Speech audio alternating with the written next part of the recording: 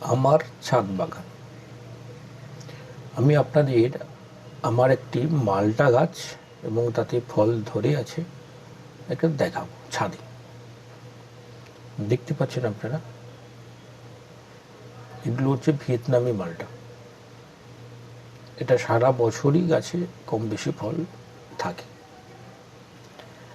গাছ ও প্রাণ একই।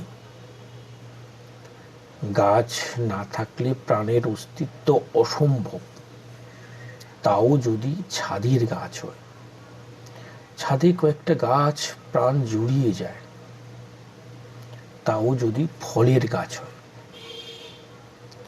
যারা ছাদে বাগান করতে চান তাদের বলবো, প্রথমে আপনারা যে কোনো লেবু গাছ করুন। লেবু গাছ অনেক অযত্নেও বেঁচে থাকে, রোগ ও পোকামাকড়ের প্রকোপও কম, সামান্য ওষুধ প্রয়োগে বেঁচে থাকে দীর্ঘদিন।